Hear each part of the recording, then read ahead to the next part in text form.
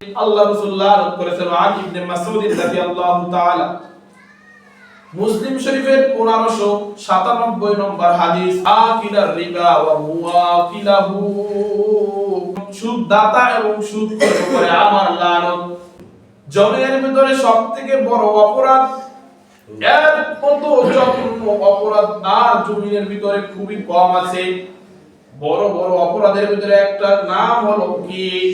সুদ। এত জঘন্য আল্লাহ রাসূল সাল্লাল্লাহু আলাইহি ওয়াসাল্লাম বলেন, যে ব্যক্তি সুদ খায় সে যেন তার মায়ের সাথে জিনা করে। নাউজুবিল্লাহ বলবেন না?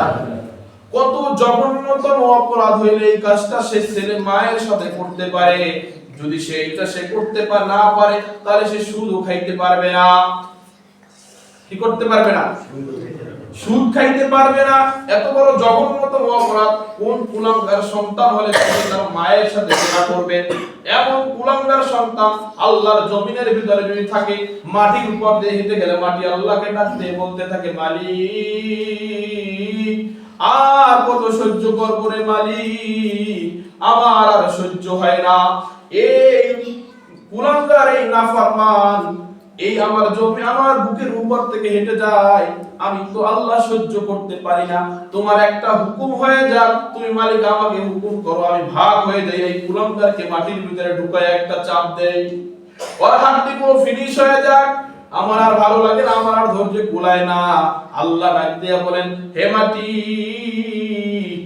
আমি ওই বান্দাকে তো মোহাব্বত করে দেখিনি ফিরে আসে, দেখিনি ফিরে আসে, দেখিনি তওবা করে ফিরে তো আসতেও পারে, দেখিনি তওবা করে। আল্লাহ সময় দিতে থাকে, সময় দিতে থাকে।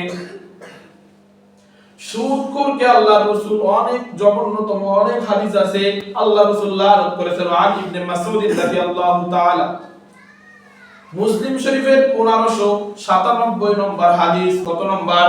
মুসলিম শরীফের 1597 নম্বর হাদিসের ভিতরে, ওয়ান ইবনে মাসউদ রাদিয়াল্লাহু তাআলা আনহু ক্বালা,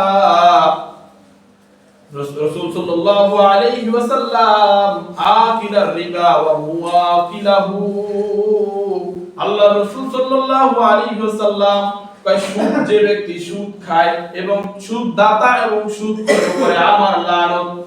কার লানত? আল্লাহ রাসূলের। কার লানত? আল্লাহ রাসূল বলেন যে যে ব্যক্তি সুদ খায় এবং যে ব্যক্তি সুদ দেয়, উভয়ের উপরে আমার লানত। শুধু তাই নয়, এই হাদিসটা তিরমিজি শরীফ, ইমাম তিরমিজিও বর্ণনা করেন। তিনি বলেন, যারা তিরমিজি ওয়া গায়রুহু শাহিদাইহি ওয়া কাতিবাহু, আরো দুইজন ব্যক্তিকে ইমাম তিরমিজি উল্লেখ করেছেন। রাসূল সাল্লাল্লাহু আলাইহি ওয়াসাল্লাম বলেন, যে ব্যক্তি সুদ খায় এবং যে ব্যক্তি সুদ দেয়, সুদ দেয় এবং যে ব্যক্তি সুদ গ্রহণ করে, উভয় ব্যক্তি, নেয় এবং দেয়, উভয় ব্যক্তির উপরে তো লানতে আসি, এবং তার সাথে যে সাক্ষী থাকে, ওয়া শাহিদাইহি ওয়া কাতিবাহু, এবং যে ব্যক্তি লিখে রাখে, উভয়ের উপর আমার লানত। আল্লাহ রাসূলের লানত কেমন হয়? ছোটখাটো লানত, তার মনে হয় কিছু তেমন হবে না, তেমন না। আল্লাহ রাসূল লানত তো লানতি, পৃথিবীর সমস্ত বদদুয়া, সমস্ত লানত মিস হতে পারে, আল্লাহ রাসূলের লানত মিস হবে না। ঠিক কি না? মিস হবে? তেমন ব্যক্তি সে কখনো মিথ্যা কথা বলেন নাই। তার নাম নবুয়ত পাওয়ার আগেই ছিল আল আমিন। কি ছিলেন?